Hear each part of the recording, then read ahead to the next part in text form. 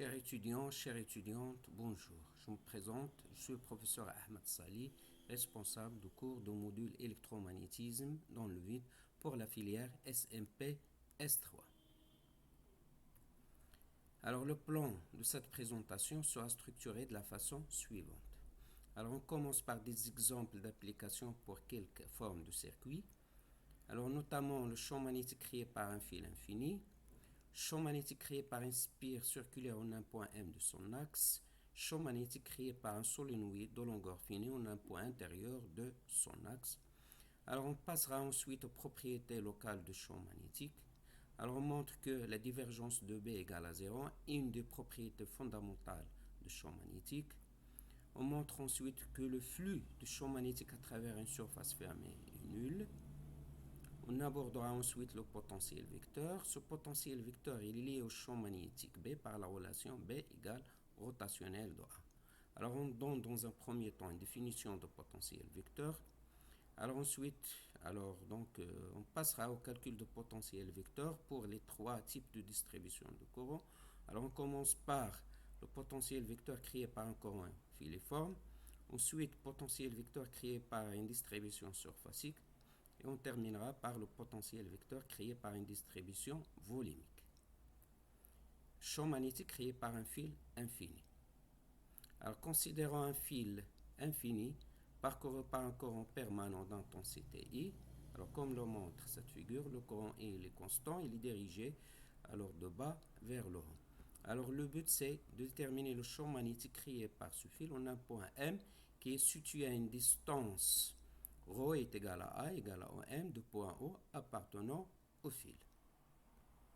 Alors avant tout calcul, alors il est très utile de réaliser une étude préliminaire, à savoir une analyse des symétries de la distribution de courant pour connaître rapidement la direction du champ magnétique. Autrement dit, il faut chercher un plan de symétrie ou un plan d'antisymétrie afin de connaître directement la direction du champ magnétique.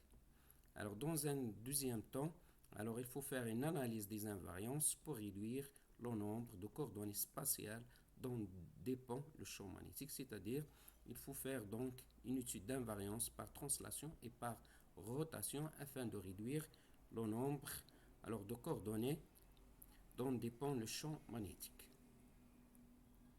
Alors donc commençons par le premier cas, ça veut dire recherche d'un plan de symétrie ou d'un plan d'antisymétrie afin de déterminer la direction et le sens du champ magnétique B.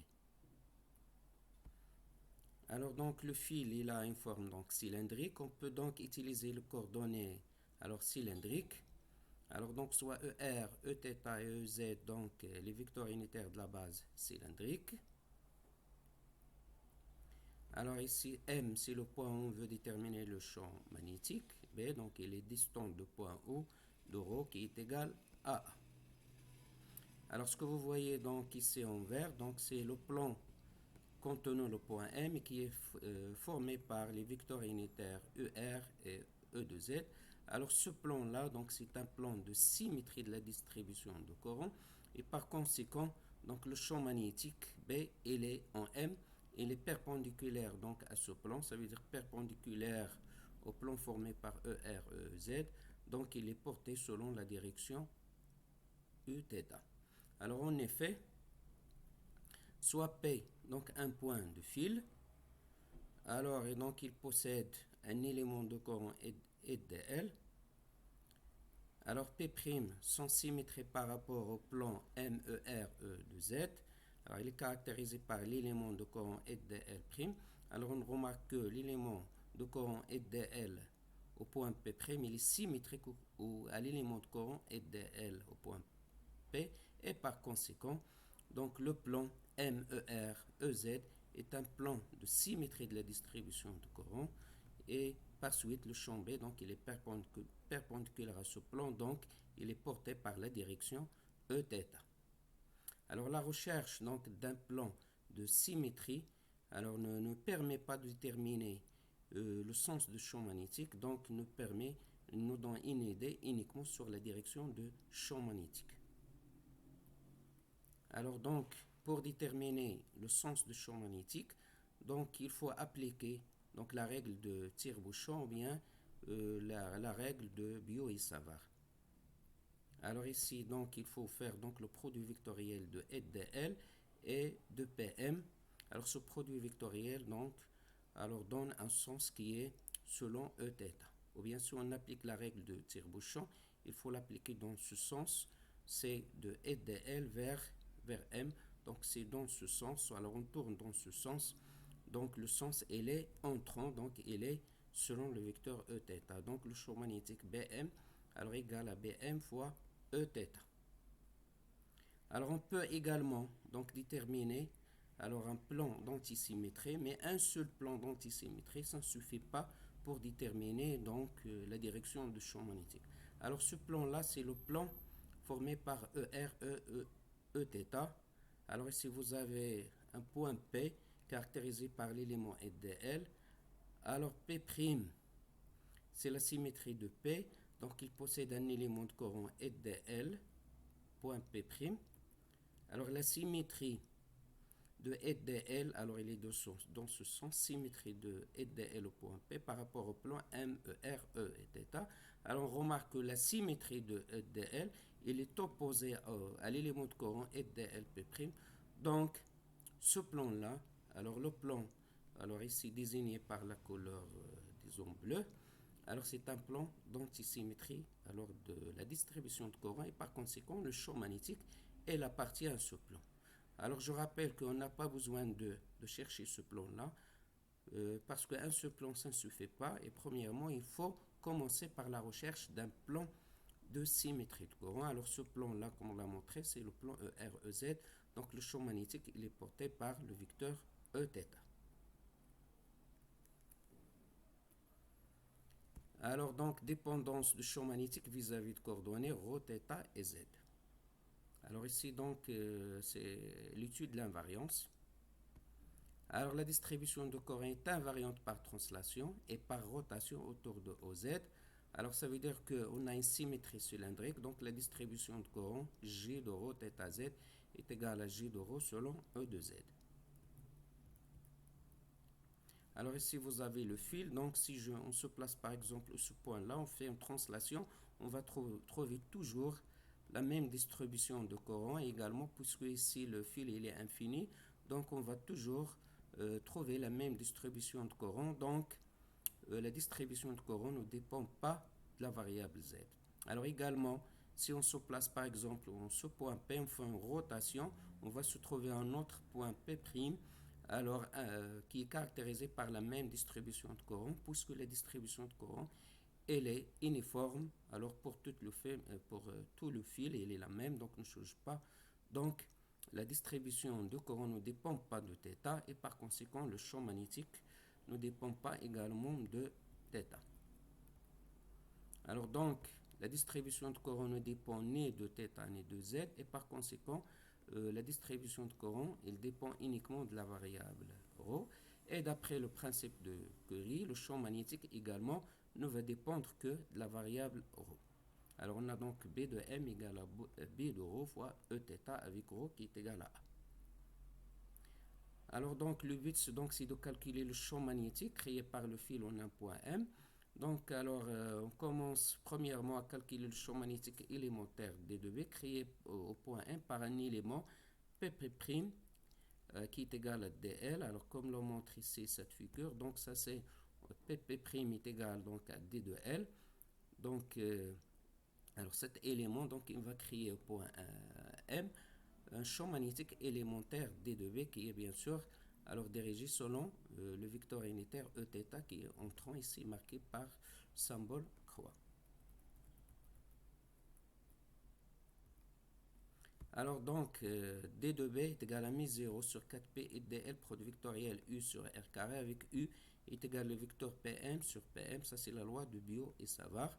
Alors le module donc on va chercher le module dB, donc c'est mi0 sur 4P et dL, R carré. Alors D de L produit vectoriel U, c'est le module de L fois le module de U. Le module de U, c'est un vecteur unitaire, donc égal à 1. Et l'angle entre DL et U, c'est alpha, donc c'est dl sinus alpha sur r carré avec r qui est égal à p de m. Alors on a alpha est égal à θ plus p sur 2 comme le montre alors la figure ici. Donc alpha c'est l'angle entre pp' et le vecteur unitaire u. Donc il est égal à cet angle droit plus θ. Cet angle θ c'est le même que cet angle là.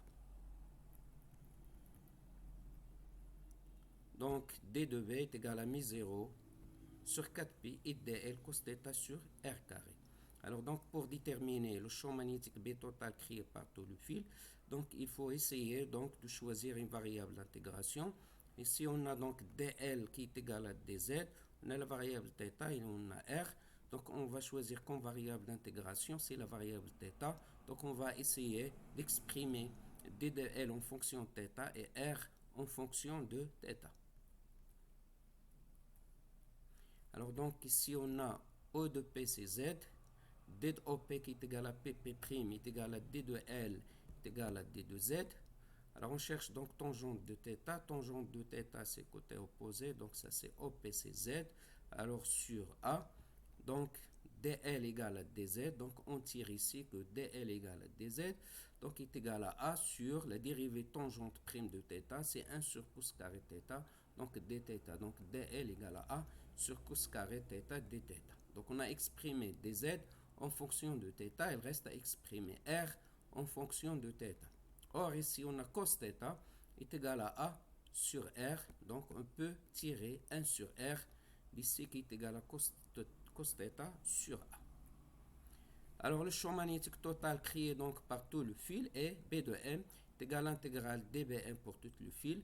Alors donc le fil il est infini, donc on intègre de moins l'infini à plus l'infini.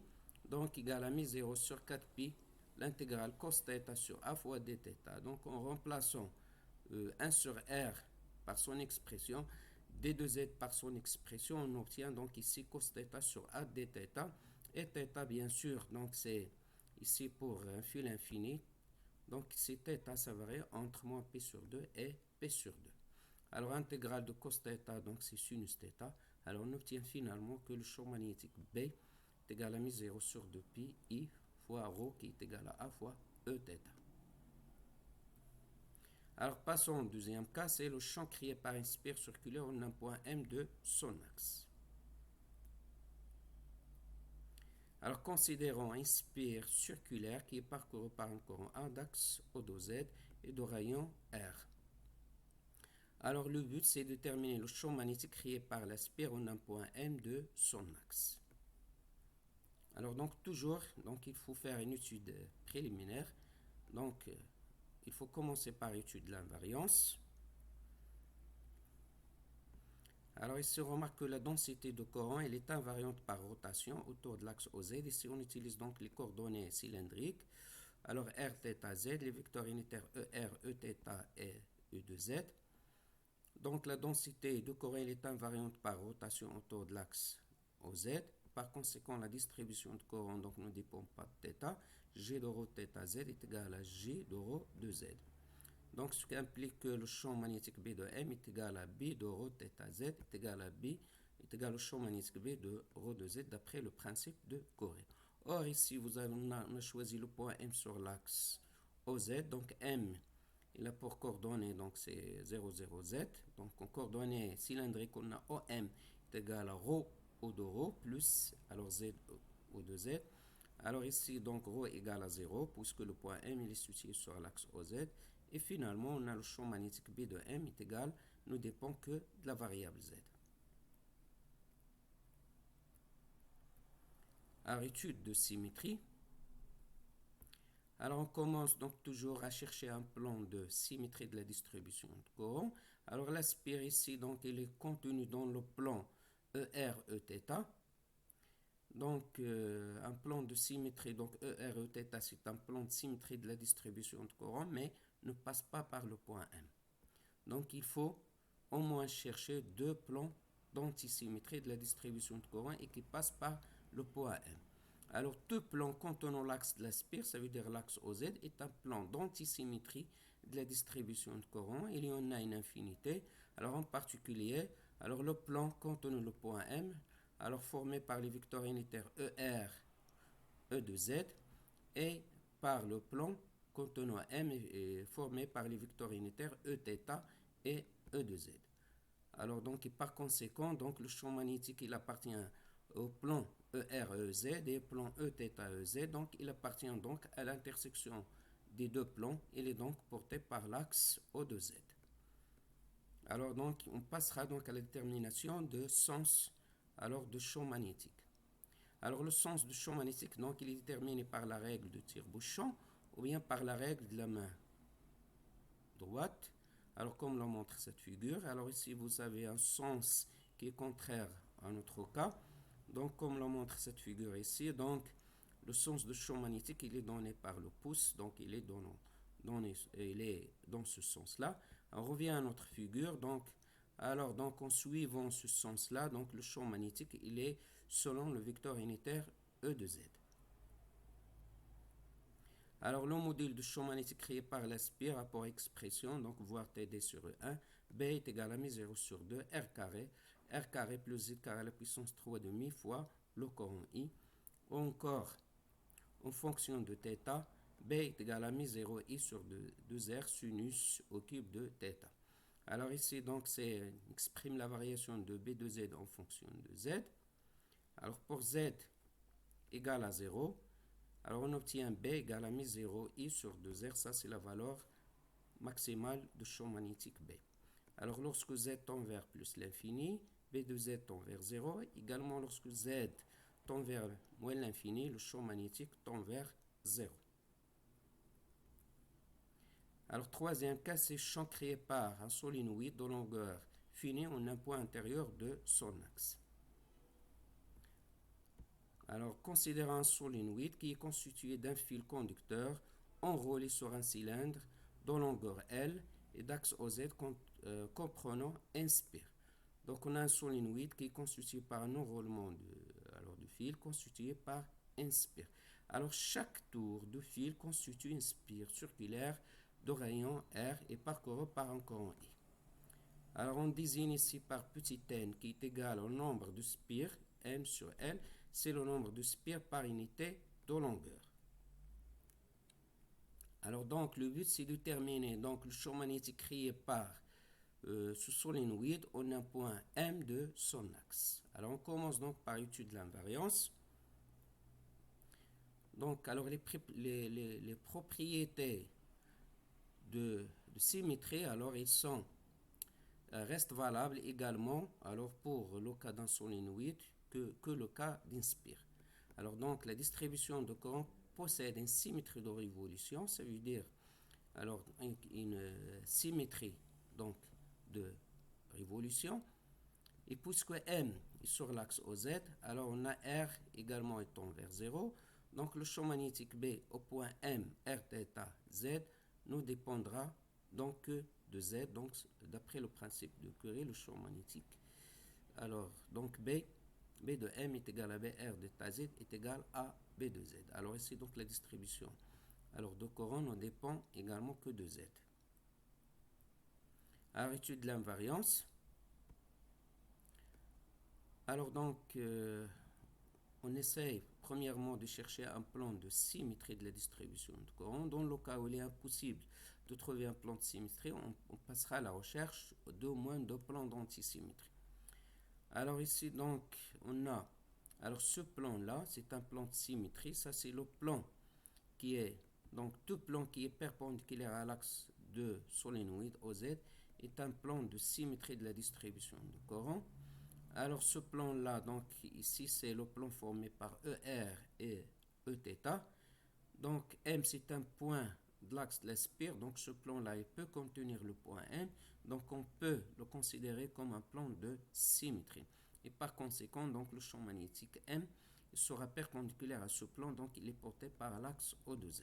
Donc le champ B est perpendiculaire à ce plan, il est donc porté par l'axe O de Z. Alors pour le sens, alors donc on suivra donc la même procédure que le cas de spire. Donc le sens est déterminé par la règle de tire-bouchon de la main droite.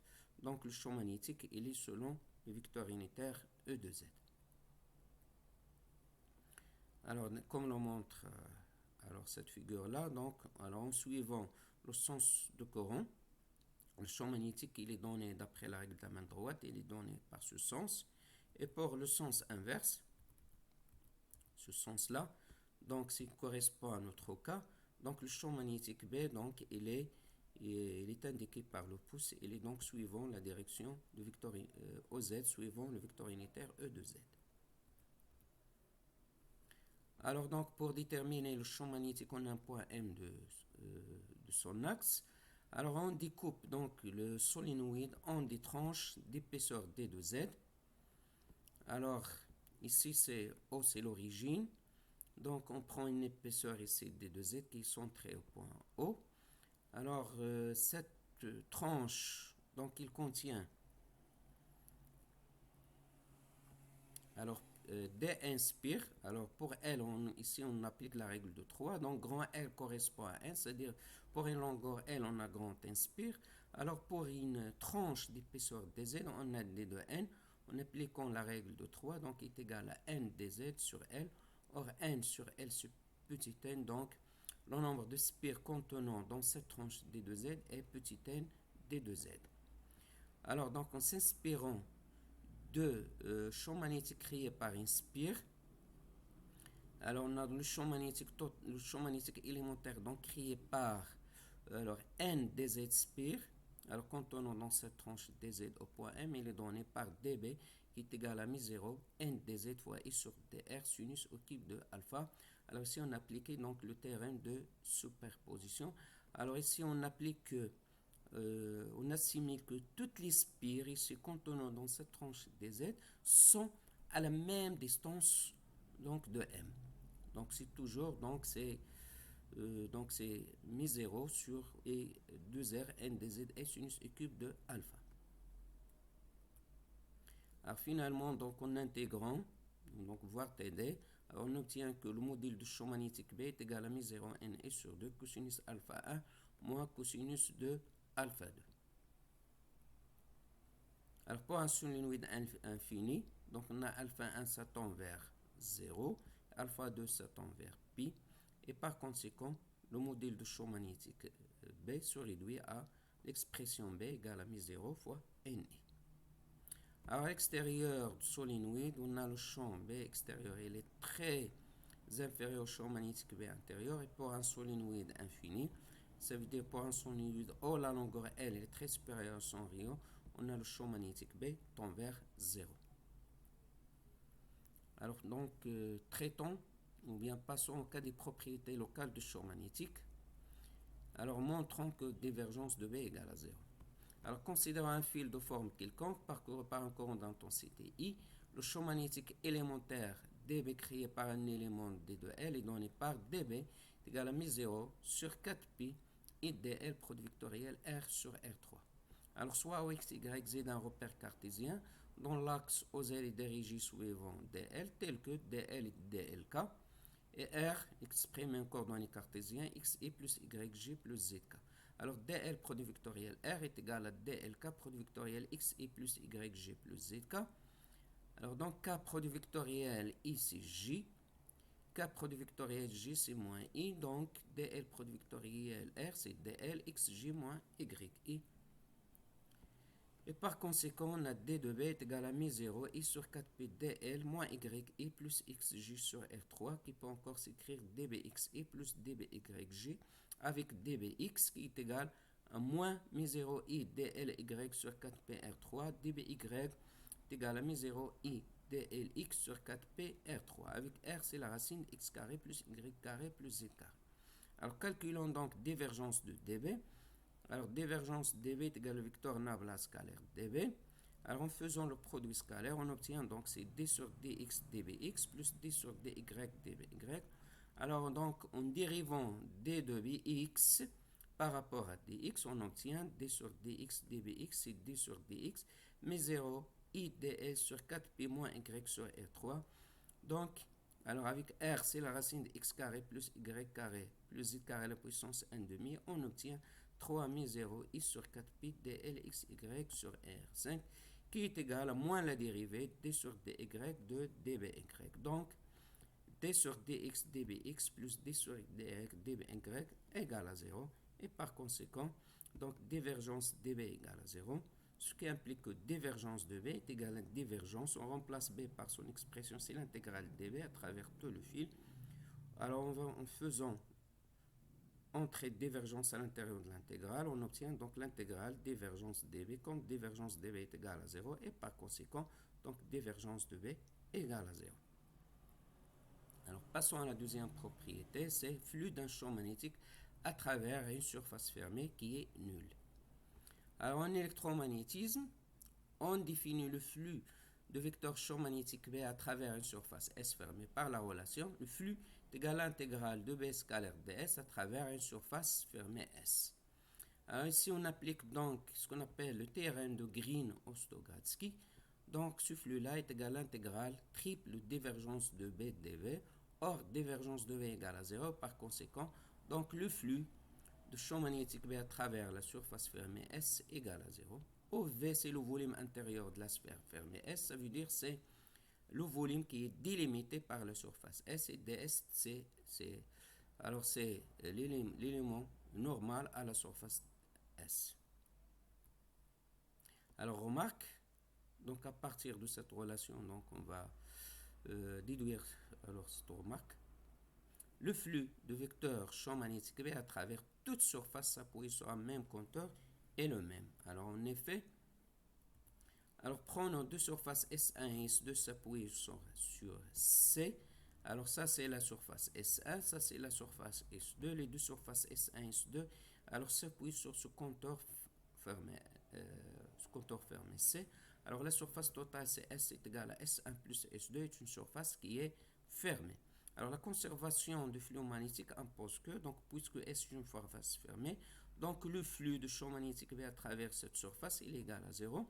Alors donc le flux est égal à l'intégrale de B scalaire ds à travers S, l'intégrale de B scalaire n ds à travers S1 plus B scalaire n ds à travers S2. Donc sur la surface S1 on a n est égal à n1, vecteur n1. Sur la surface S2 on a le vecteur n est égal à n2. Alors tout ça est égal à 0. Alors donc on a n1 et n2 sont des vecteurs unitaires qui sont opposés. Donc je pose n2 est égal à moins n1, ce qui implique que le flux phi de S est égal à l'intégrale de B n1 ds moins l'intégrale de B n1 ds est égal à 0. Et par conséquent, le flux phi de S est égal à phi S1 moins phi S2 est égal à 0, ce qui implique que phi S1 est égal à le flux à travers la surface S2. Donc le flux de vecteur champ magnétique B à travers toute surface s'appuyant sur un même compteur est le même. Alors passons au potentiel vecteur, définition.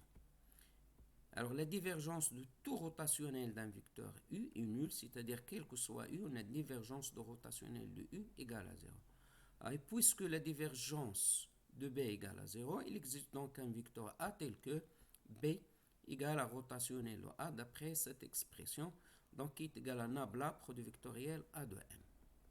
Alors A, le vecteur A est appelé potentiel vecteur associé au champ d'induction magnétique B.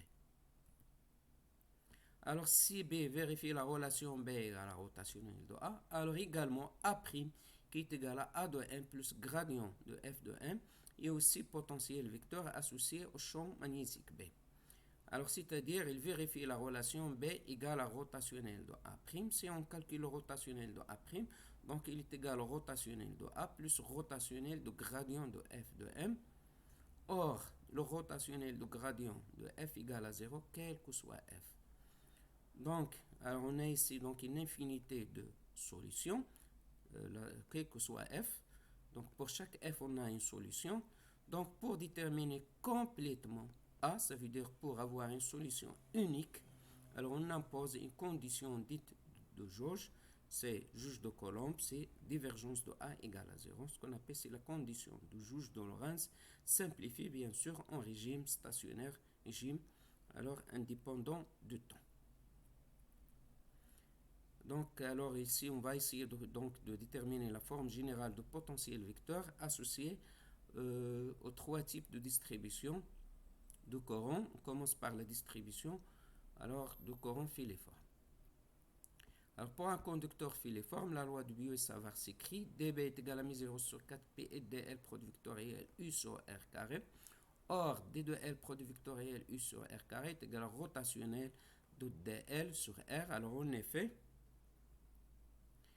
alors nabla de moins 1 sur r, donc vecteur nabla, donc en coordonnées cylindriques, c'est ER d sur dr plus Eθ sur 1 sur r d sur dθ plus EZ d sur dz. Alors de moins 1 sur r, donc est égal à ER d sur dr moins 1 sur r.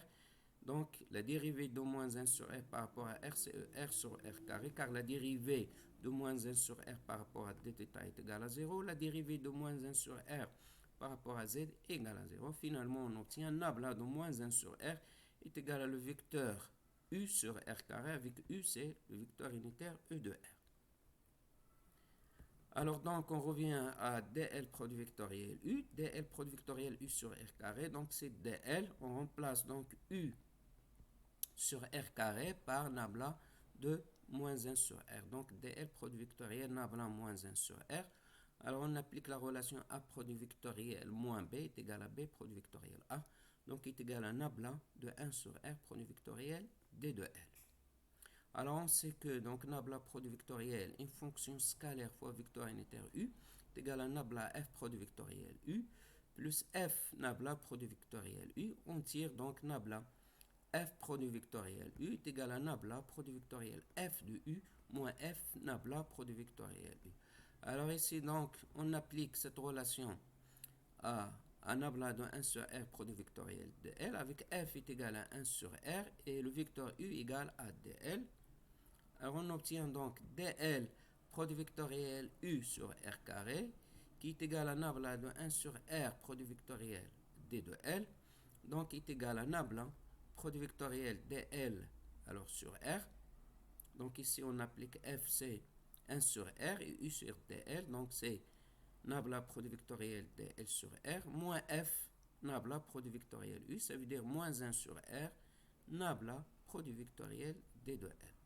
Donc qui est égal à nabla produit vectoriel dl sur r. Alors le second terme il est nul, car alors si on calcule le produit vectoriel de nabla produit vectoriel alors d de l, alors on trouve qu'il est égal à 0.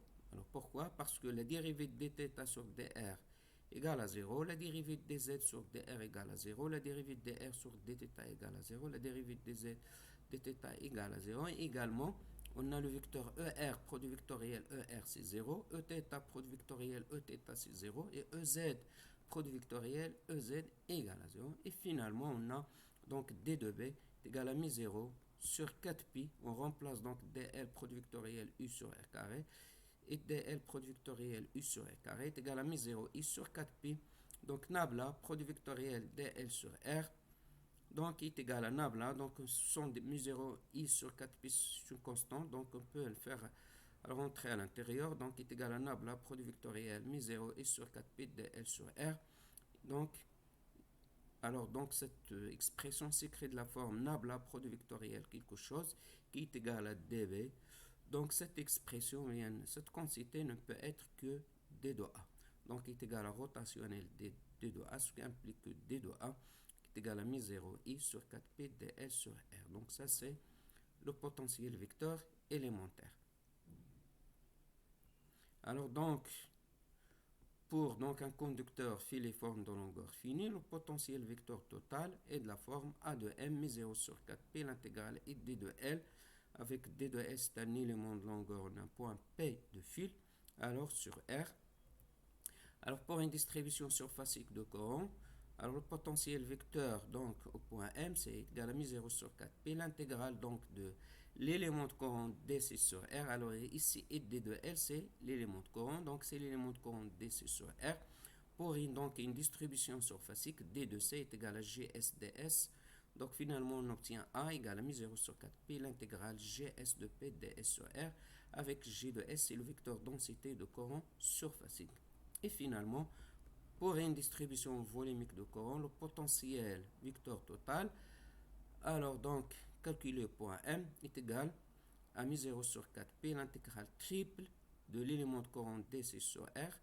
Donc pour tout le volume V de conducteur, Alors, D, c'est l'élément de courant pour alors, donc, conducteur volumique est égal à GV d taux avec GVC.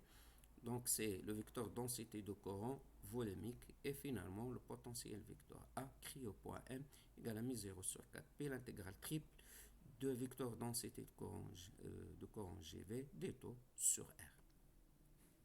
Et merci pour votre attention.